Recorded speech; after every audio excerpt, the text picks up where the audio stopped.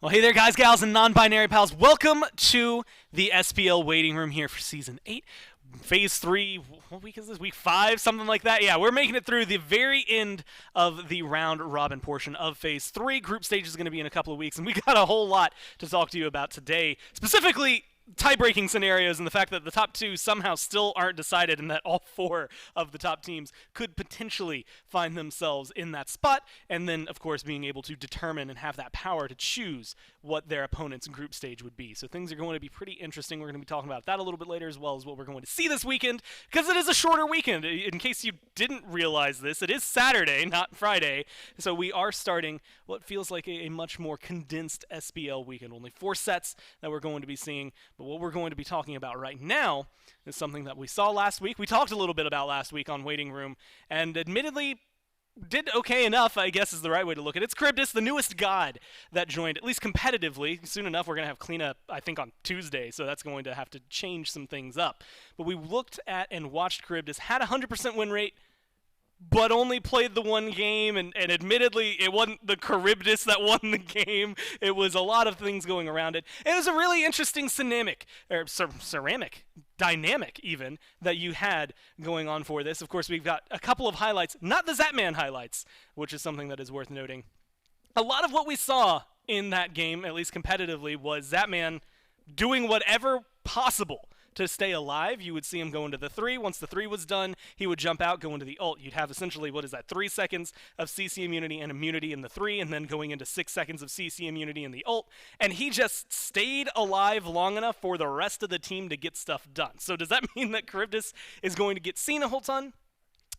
Probably not. She's probably going to fall into a very, very, very niche scenario, and we'll have to see how often she actually comes through. It feels like it might fit the Leviathan style. We'll see if that's going to be the thing that brings her forward, or maybe somebody is going to find the right style, the right composition, or the right counter matchup that makes her look a little bit better, and we'll get to see her a little bit more often in the future. Of course, now we can look at some of the things that happened last week.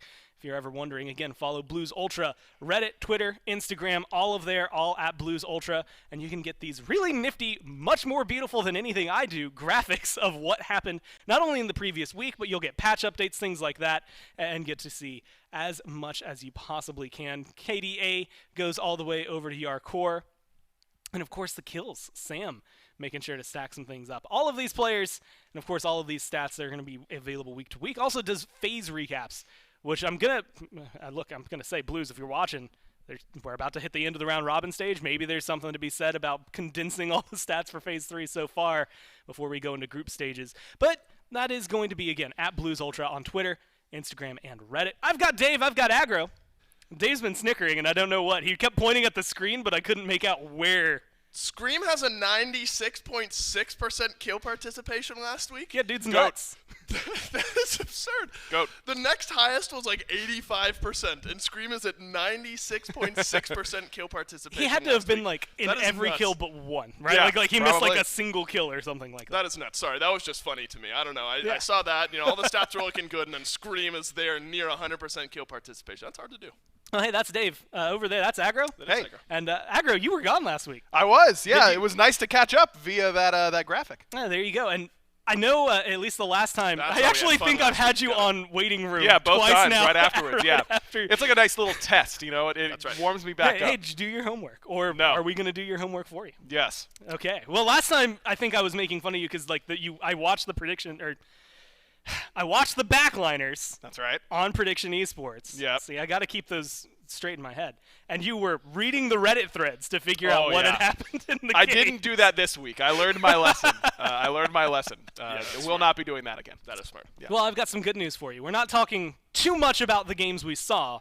We're talking a lot about how a lot of what matters now is on the line. So this is the last week of play before group stages. For those of you who might be confused about the way that this is scheduled, we're going to go today and tomorrow. We're going to end up with the top 2 teams, whatever they end up being. They're going to then choose their group stages, I believe, tomorrow after the broadcast or after the games. And then there's going to be a week off. During that week off will be the SCC playoffs. So next week you're going to be able to watch the SCC playoffs. And then 2 weeks from now is when the group stages are going to start. So that is October 29th, Halloween weekend, that things are going to kick off for the group Spooky. stages. So that is where you will be able to watch more SPL after this weekend. Of course, there's still going to be Smite next week, and that's what matters most. But the group stages are important mainly because those determine if you go to the Phase 3 playoffs. They determine, I think, a lot of the seeding that will then go forward for your what is it called? The SWC placement round. There it is. Yep. And, of course, if you win at the playoffs, then you're able to go top 2 at the playoffs, I believe, go straight to semifinals in the Worlds bracket. Everybody else gets thrown into the placement round. So that is where things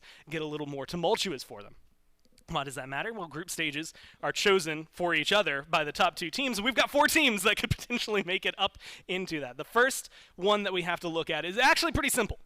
If the Titans beat the Bolts, which is admittedly a tall order, so that is a very big if at the very beginning. But then the Leviathans beat the Scarabs. Leviathans will take first, and the Titans will take second. Now, this is where numbers are going to come into it. I'm just going to mention it. Plus minuses for these teams. Plus minus for the Leviathans is 7. Plus minus for the Titans is 5. And then 3 and 3 for the Kings and the Bolts. So that's where things 2-0s, 2-1s, things like that matter. So the Titans have a pretty straightforward path here. Yep. Just win, and you're set. Yeah, and they've been doing that a lot recently. I mean, they had a big week last week, even though I wasn't here to cast them, obviously was paying attention to what was going on. And the Kings beating both the Leviathans and the Dragons is a very impressive week for them. They seem to be in a really good spot in understanding where the meta is. And so I think if I'm any team, I think the Titans might be the team I'd be most scared of going into the group stages. They are worrisome to see nonetheless. And, I mean, the fact that we've seen them, Dave, have such a wide variety of play. Granted, a lot of last week was Cthulhu. Maybe some teams are going to try to figure that one out. Yeah, that's where, I don't know, I hesitate to call it a question mark. But the teams now have got a week of data on these Aphrodite comps with Paul, the Morgan comps with Paul, of course, Cthulhu in both of those compositions. And we've seen some teams start to find success against that style of composition as well. So if the Titans choose to stick with it, the Bolts might have good answers to it this week, take the opportunity out of the Titans' hands a little bit, so to speak. But look, this Titans team's been adaptable all year long. After the roster swaps, they've looked near unstoppable. I don't think they've shoehorned themselves into like one style of comp that'll win them games. And so it'll be interesting to watch what they have to offer for us a little bit later today, especially because those bans are ever more important. All of a sudden, the Morgan and potentially Cthulhu getting top 3 means that some big gods make it through. This is where things get a little more interesting, though. So Leviathans, I believe, have set themselves up for success. I think even if they lose 2-0, their worst-case scenario is like second place as of right now. So realistically for them, beating the Scarabs and just solidifying themselves as first is the most straightforward path. And I think no matter what, they're feeling pretty confident about themselves. Absolutely, as they should. I mean, they've only had one loss this entire phase. They're 5-1. They've looked really, really strong. And I think the Titans and the Leviathans have certainly separated themselves from the rest of the pack. I think that right now it is a top 2, and I think, in my opinion, it's pretty clear that the Titans and the Leviathans are that top 2. And then it's Bolts, Kings, and Dragons all within that kind of muddled mixture right underneath. And now it's, again, comfortable for the Leviathans here because they're so far up. Dave? Yeah, I think it's probably a point of, Gore, I like the word comfort, because, you know, you go into this set against the Scarabs, you know that you're in the top 2 kind of no matter what. Obviously, you want to end the phase on a win. But it's an opportunity. I mean, maybe they'll try something new. I don't know if these teams prior to the group stages are going to start throwing out these kind of niche compositions. You don't want to give away too much going into the group stages, going into the playoffs, going into the placement rounds. But I think playing from a point of comfort, realizing that you're going to have some say in your group versus the other group, it's a weight-off, right? I mean, it's a nice way to end the phase. You're not backs against the wall. The high-pressure games aren't here yet. Of course you want to win. You want to be in that first seed spot. But you also realize that you're top 2 kind of no matter what. And I think it's nice. Also this really weird spot because that's the last set that not only we'll have on this patch, because we have the new patch coming out on Tuesday with Clean and all those updates. But I also think that's the new map, right? The snow map comes out with that patch as well on 8.10. So. Very excited for that. We're going to see them literally playing on a different map for group stages, which is going to make things a little spicier overall. And remember that these group stages, not everything is guaranteed. Remember how good the Kings were phase 1? Right. And then we did that group stage, and then they didn't make phase 1 playoffs, and the Scarabs did instead. So, I mean, making sure that you can give yourself the easiest path to the World Championship is very important. And that's where things get even more convoluted. So for the first 2 teams, things are pretty straightforward, right? Yep. Hey, Leviathans, you're pretty much good. Just win and you're even better. Titans, win and, hey, things are great for you. This is where things get a little more murky. When you go to the Bolts, if they can win 2-0, they're set. They're going to be second. I believe if they win period, there's a good chance of them going second. But I do know that there's like this weird, convoluted head-to-head, like some weird stuff. So as long as this is true, which I'm being told, yes, definitely, the Bolts just need to win today, and that's not an easy task up against the Titans. No, like I said, I think that the Titans and the Leviathans are a little bit of a step ahead right now of teams like the Bolts, but this Bolts team has consistently shown the ability to show up and surprise people, and for a while, they were in that undisputed top spot during Phase 2. So clearly this team has potential to do that sort of stuff, and you can never count them out, but I still think the Titans have just looked better based on the eye test recently. Yeah, and look, the Bolts are a team that, I agree with you there, Agro, kind of in this weird back and forth spot where some days they show up and they look like the best team in the league. They've slowed down in other sets. So I think this is a very important set, maybe the most high-pressure set of the year so far for the Bolts, outside of some of the playoff sets that we've seen these guys play in. I think there is some comfort, though, maybe even across the league. I mean, this is Bolts specific, but really for anyone, you're playing, if the Titans win, let's say that's a big if. If the Titans win, you have to play against the Titans or the Leviathans anyway. And I think one thought that we've heard echoed by the players is that, you're going to be in a difficult group almost no matter what. Whether you win today, whether you get to choose the groups, whether you get placed in the groups, if you're outside of that top two, you're going to have a very difficult road no matter what. You got to beat 100%. everyone at some point to win worlds, to win groups. And so I think that there is kind of a weight off just knowing that, but there is a weight back on for the Bolts not being solidified top two like the Leviathans are, where of course you'd like to be able to choose, right? Yeah. When you get down there, you get back and forth. The Scarabs in an interesting spot, the Oni Warriors, some of those teams that can kind of flex one way or the other. Being able to choose that adds some pressure to this game for the Bolts. And what a matchup between the Bolts and the Titans here today to determine those tops. It makes things feel real, like pressurized, I guess, for those teams, if they want that power to choose. I know some of them have been downplaying it a little bit over the interviews, but at the same time, being able to straight up say, hey, I don't want to play this team, that's your problem, is going to be, I think, a highly coveted power for group stages. Again, it was just the Scarabs beating the Kings, I think in only one game, really, that it mattered, that knocked them out of the Phase 1 playoffs. So that is something that is going to be worth keeping your eye on. Now we have to look at the Kings, since we're talking about them, and look at where things are for them. Now the Kings have a very difficult path because look, you win. First off, if you lose, you're out. That's I think is very, very handily here. I think they're playing the Valks up next, so that is going to be a very important matchup for them. If they win, it still doesn't mean it's enough for them. They have to have some really increasing complex scenarios. Like, I think Leviathans need to lose. I think the Titans have to lose. And then, some weird head-to-heads have to happen for tiebreakers. And even then, I think their best-case scenario most of the time is just barely squeaking into second. And so they have a lot of hope placed in these other teams to play into a scenario that they might not even get to be in the top two. And of all the teams, I feel like the Kings are the ones that are the most nervous about their group because they're the ones who got hosed by it Phase 1. So maybe, they're going to come in and just do whatever they can. But overall, I mean, this is a team full of veterans. There are not many guys on this team without a lot of experience. I mean, it's easy to forget that Genetics is basically an SPL rookie, but he still has a ton of experience at the SEC level. I'm not super worried about this team, even if they don't get to choose their group. I expect them to play better than they did last time around. Yeah, and I think this is kind of a weird middle ground. I don't know. I like kind of looking at the flexibility of whether there's increased pressure, decreased pressure. I mean, with your own fate out of your hands. Yeah. You would assume things would depressurize for you just a little bit. You realize, look, all these scenarios have to happen. That said, they need to win this set, right? I mean, you're setting the tone for groups moving forward. You're playing against the Valkyries. The Valkyries have struggled. The Valkyries have looked better. The Kings still need to win this set, I think, just to give yourself a chance, of course, to be in that top two. You got to give yourself a chance. But I think you just look at a team hitting their form at the right time.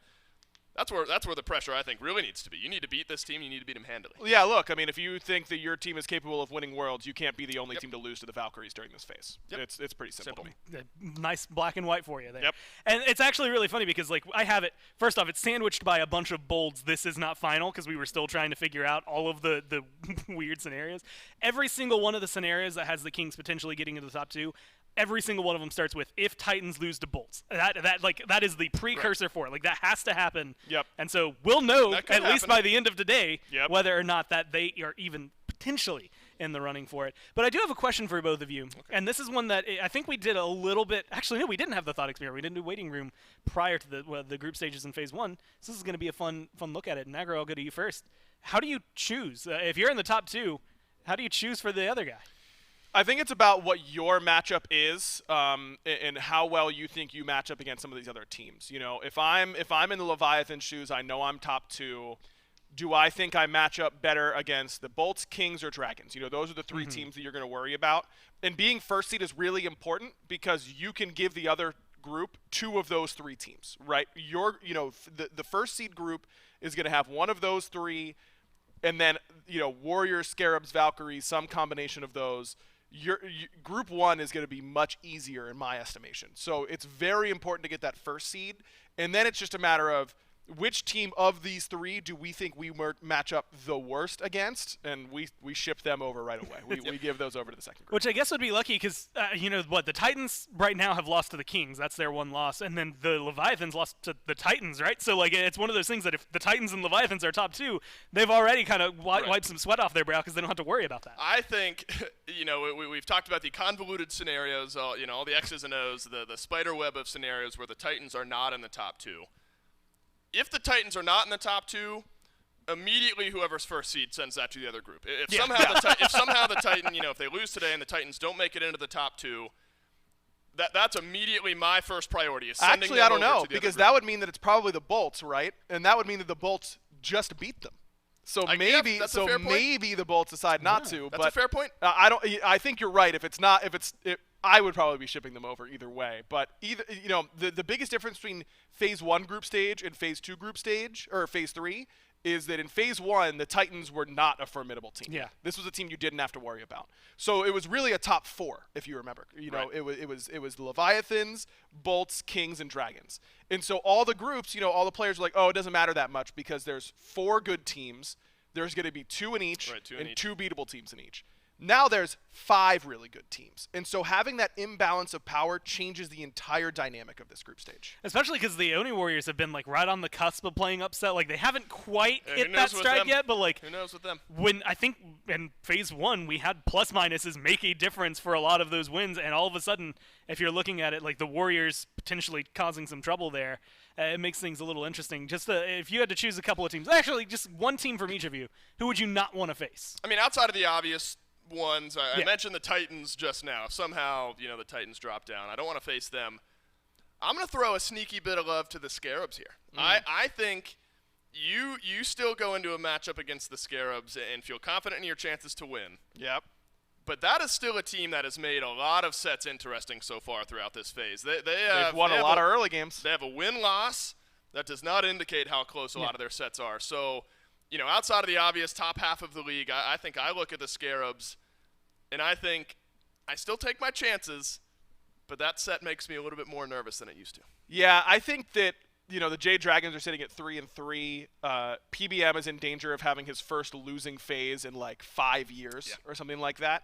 I still don't think I want to face that team at playoffs. I think that if the jungle meta is going to be jungle-centric and carry-centric, then I'm just going to put money on Sam the vast majority of the time. I know he didn't do very well up against Twig in the last setup against the Kings. We just saw those highlights, but I'm just not going to be a betting man up against Sam for soccer. Especially, again, there's a different patch that they're playing on. I feel like the Dragons always seem to be slightly ahead of the curve whenever we have new patches that drop. Yep. Plus the map, the lanterns, all those fun things that are going to be applied there for the snow map that they'll be playing on for group stages. So things are just going to be wild when we get there. And I'm excited for it, but of course we have to go through this weekend and next before we can even get there. And so now we can move instead to Faxi Gaming. I don't remember what I wrote down. I do remember feeling vaguely uninspired by these, so I'm going to go ahead and preemptively apologize if they're not as in-depth as the trivia questions I wrote for Monday. The trivia questions I wrote for the Warriors on Monday, those are fun.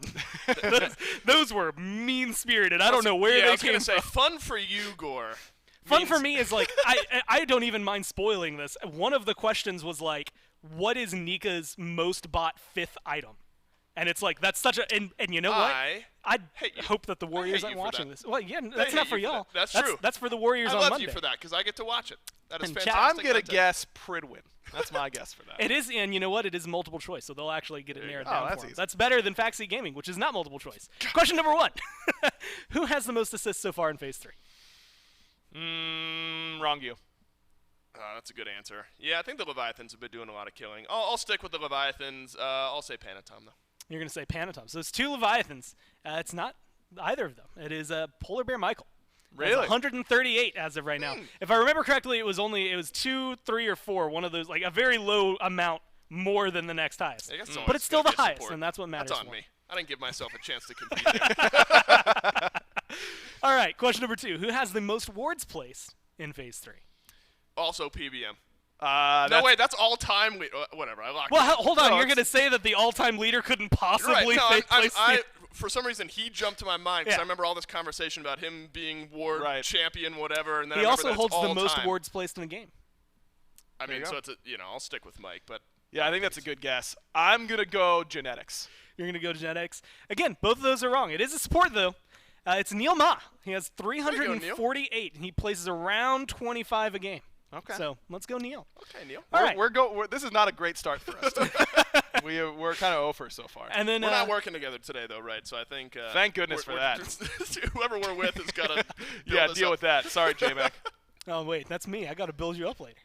Oh, thank God, Gore. Oh, I that's got right. you. We're I'll casting bolster a big you. one. Yeah, we're casting the big Appreciate you, Gore. There That's you right. go. Oh, I got to work with Mifflin later.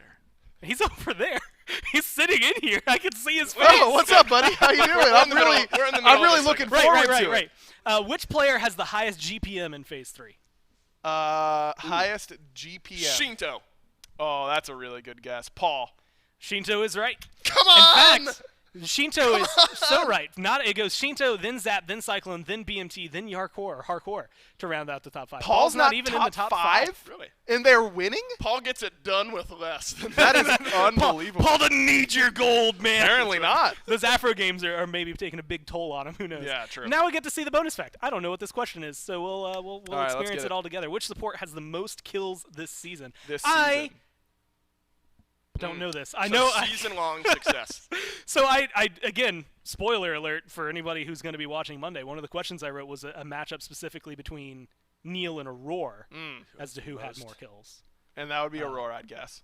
And But I'm going to go Mike. I'm locking in PBM. That has nothing to do. I think with Mike this. is a good choice. I feel. You know what? You and I were casting, and it was that meme. Was it Titans versus Dragons where we went all crazy and the Yeah, one it game was. supports were playing?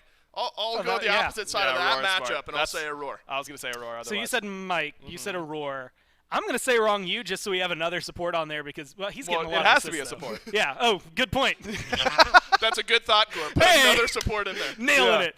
Yeah, no, hey, guess what? It is. Oh, man, I forgot about Jake. Jake would How have been could I a good forgot guess about for sure. Jake? I- So, yeah, I PBM's put too much first. stock in that set where things went crazy. But Yep. Oh well. He went off on that Pele support. He did. That is, No doubt. that's probably where a majority of these Right. kills came Yeah, from. At least probably. 10 of them. He was 10-0 in the first game, right? So Yep. yeah, already there you go. PBM the most kills, almost at the 100 mark. I think some of the mid laners and I know the junglers have hit 300 so far, and so things So are close, getting Mike. pretty interesting. Now let's go ahead and look at week number 5. It's going to be starting up here pretty soon, and of course the matchups much more of a short week. Everybody only has one set. Titans are going to be playing the Bolts, Leviathans are going to be playing the Scarabs, Warriors going up against the Dragons, and the Kings going up against the Valkyries. Not in that order, that's just the order I remembered them in. The Kings, the Valkyries is going to be coming up first, Bolts and Titans later today. That one's going to be in studio. Dragons versus Warriors tomorrow, and then Leviathans versus Scarabs, I believe also will be in studio. So we'll end each day with a nice studio matchup for them.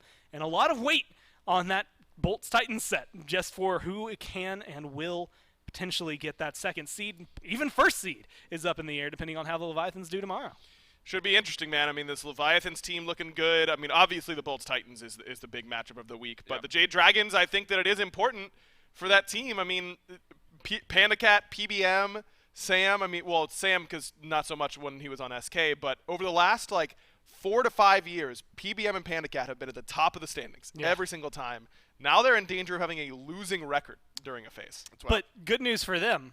Every time they've been at the top of the standings regular season, they haven't hit the world final Except or season 4, champions. yeah. Except for season 4. So Maybe this is like the change-up, right? Hey, let's lose regular season so we can win postseason, or at least try to figure that out. Let's take a look at the predictions that we made. This, again, much shorter overall. I will also preface this. There we go. We were given not only the sets, but also SpongeBob questions. Everyone got them right except for Hindu Man. So Hindu Man doesn't know it's so SpongeBob. old. And I can't believe those weren't super difficult ones. It was Pinhead Larry, who was the other one, right? To Dirty Dan. No, I'm Dirty Dan. It was the whole argument, yeah. Right. And then it was, what was Mr. Krabs' pet name, which is, what, Mr. Doodles? Mr. Doodles, Something like yeah. that? Those were the two His pet questions. worm. And everyone else got them right. And I could forgive getting Mr. Doodles wrong because that one feels like a deep cut. They were multiple choice though, Right. so it was They like were. this or that. Instead, it was a drastic wrong. God, I've last dropped week- down to the last 65. week was brutal. Wasn't Yeah, I last week was losing brutal. until recent? Now I'm up top? Last week was Last brutal. week was brutal. We were all over. A lot of people got a I lot said wrong the last Dragons week. were going to get a 2-0 weekend last weekend. They win They go 0-2, 0-2, so yeah. I tanked. Here's where I knew it was a bad weekend for me. Is when I had the same predictions as J-Mac, who's at 60% here. I knew that I was doomed to Yeah. to Well, drop on statistically, I suppose you're right. Statistically right. Yeah. I'm happy to be over 70%, though. 73%, cool with that. So how do you feel now knowing everyone had the exact same predictions? I feel better because that also means I have the Oh, same you're as also the there top with that I've aggro. read. That's Okay, yeah, right. you're right. So I You're feel right, good. you're right. No, not down there. Mine is giving me some really bad flashbacks to college. So hopefully I'm going to put this behind me instead. We're going to go forward into the SPL. I don't want to think about any 65% anymore. And instead, we're going to take a quick break. We'll be right back. Kings and Valkyries coming up next.